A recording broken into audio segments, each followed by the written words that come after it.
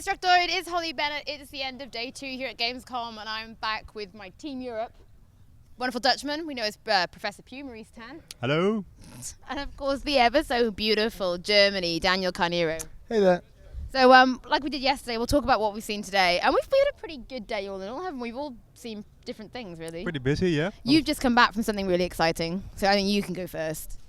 I just came back from Never Dead at Konami. Yeah, it was alright. Pew was there as well.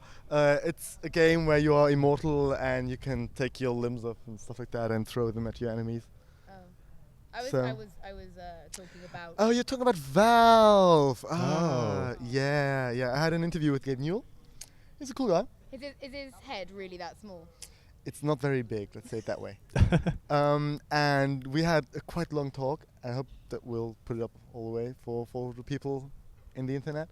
And we talked about Dota, obviously. We talked about how they get new people, new studios, because they seem to do it the best, in my opinion. Then we touched a bit on Counter-Strike as well, so I was very happy. And I was kind of starstruck, to be honest, but it was good. So cute. What about you, Pew? I saw a lot of PC stuff. I saw Assassin's Creed Revelations first. Like the whole new bomb system, like you can craft bombs with different shells and gunpowder stuff for like the area of effect, and the contents for like if you're being chased, you can throw stuff away and they'll be stuck there. It looks pretty interesting, and some of that is going to go into multiplayer, and some stuff for multiplayer is going to go into campaign, so they're still tweaking stuff. But it looked like Assassin's Creed, and it's going to be like the final chapter for LTE and Ezio. And they said Ezio can find up to 5 like artifacts from like the first generation or first civilization, and if you pick those up, you get 5 different missions from LTE's timeline, who apparently found those 2 and imprinted his own memories on them. So you can play as LTE, and at the end of the game, we're finally done with Ezio. Finally.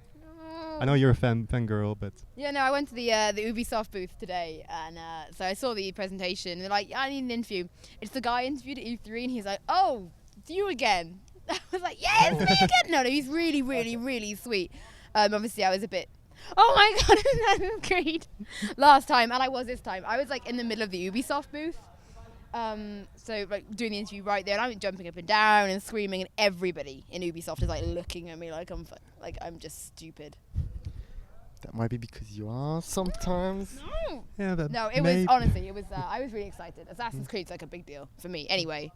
For me as well. I really liked Assassin's Creed 2, and Brotherhood was a good continuation. But I want this to just close. Please get to a new timeline, get to a new age in the world or something. Please do something new. They have 1 game left before it's 2012, so it's got to be next year. Let's hope so. Yeah. Oh, now I did see. Apart from that, I saw Far Cry 3. The trailer for that was absolutely. Oh, yeah? It was brilliant. Honestly, it was so good. Was it the new one or was it the same one as at E3? I think it was the one that was at E3. You sort of sat down and you're just captured. And he's talking about it's like, oh, does anyone talk to you like how do you know when you're insane? The crazy guy Yeah. with. Oh, yeah. Yeah, and it was honestly, I've never seen it before, so it was really like, what the hell? And I'm watching it, and then I think I saw what I would so far put down as my probably biggest nomination for Game of the Show, which was Anno 2070. As a big strategy fan, talk to me about Anno. Okay, well, first of all, when I sort of talked to our editor-in-chief, Nick Chest, he's like, look, games like Mass Effect and Assassin's Creed will always be really popular. And you will always get lost in the hype and want to give them your Game of the Show. But really, it's a game that you don't expect, that should knock you off your feet, and that's the one. And that I went in, and it's beautiful. Strategy game, real, RTS, beautiful looking game.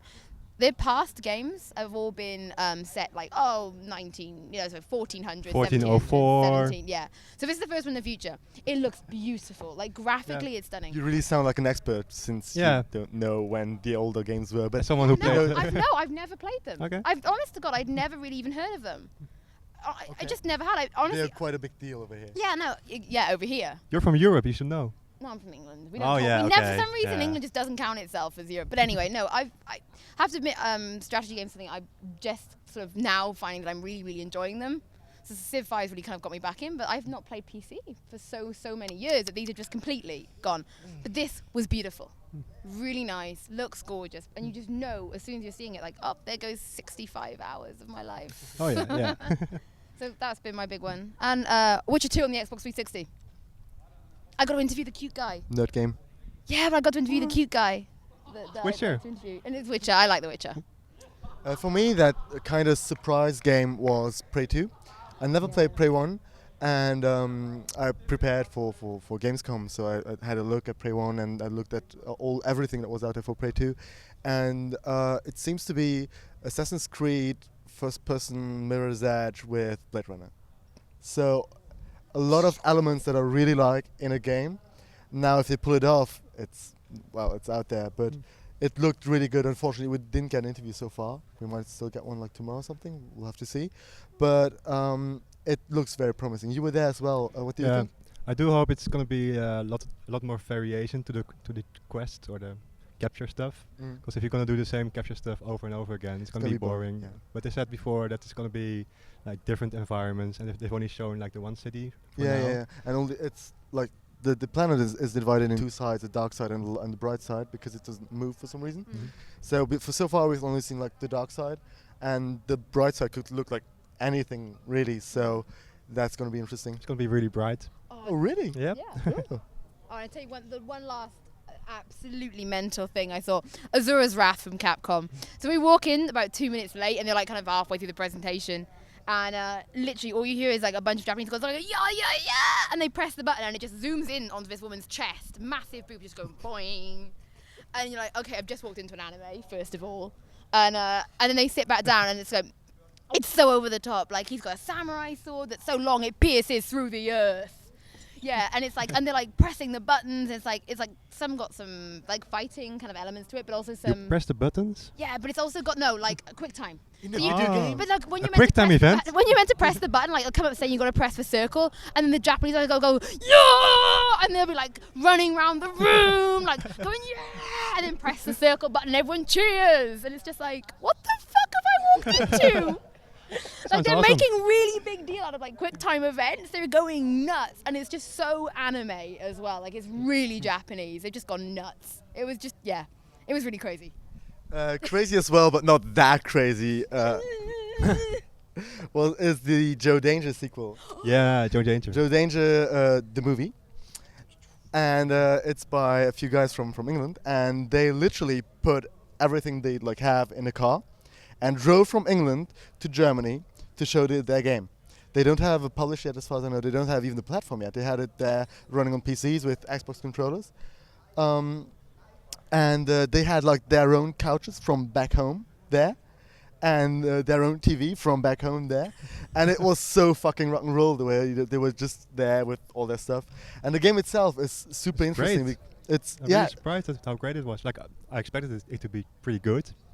But like it's so much fun to play and so much content. You can so much variety. Yeah. So if you could have any publisher pick up that game, yep. Who would you want to see? Sony again, PSN, because they've done it with them before. It seemed to be a good collaboration because else they wouldn't do a sequel.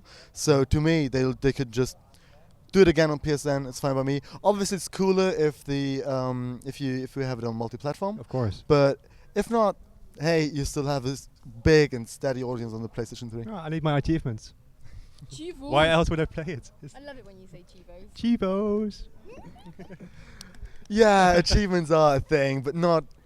I'm just not. Have you seen his game? Yeah, what's your game score? It's not that high. It's like 90k or something. What? Oh my god. Mine is 12k, I think, or 13 maybe. I'm on about 13 as well. Yeah. But I played achievements before. It was cool.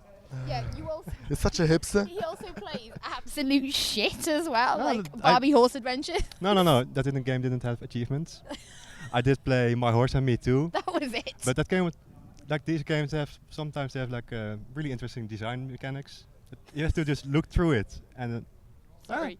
No, I completely believe you. every game has merit at some level. Even if everyone says it's shit, you should just That's play not it and something, like, educate yourself about the entire broad spectrum. And you can learn a lot from bad games as well. Yeah. So it's fine. And the more bad games you play, the better the good games are. And to get back to Joe Danger, which is a good Yeah. game so far, We've seen they've added a lot new like vehicles. The first one was just on a bike. Now you have bikes, you have jet ski, you have no, not jet ski, you have ski, you have those what are they called? Those snowmobile thingies. Snowmobile. Snowmobiles. Snowmobiles. You have a jetpack, which is insane and super hard to control, but I think once you get it down, it's cool. So that's also a game I'm really looking forward to. I'm wearing like the button on my trousers. Ooh. That's where indie people would wear their button. I'd wear Oh, my yeah. button here. But yeah, I'm just There you go. Right, I guess that's it then, isn't it? Are we done? I'll take Yep. that. Thank you very much. There you go, Destructoid. We're done for our day 2 wrap-up, which has been so exciting. But can we go home and like... I know we've got to work now. Work. Work. Editing. Yeah, and edit. I need to write posts for each and every video I did yesterday. Yes, So you yeah. And then we're going to go out and war gaming. I'm not. Oh, I'm I have gonna to go work. Gaming. There you go. All right, Destructoid. Keep watching the front page. I know we've got loads more to do. Work hard. Work.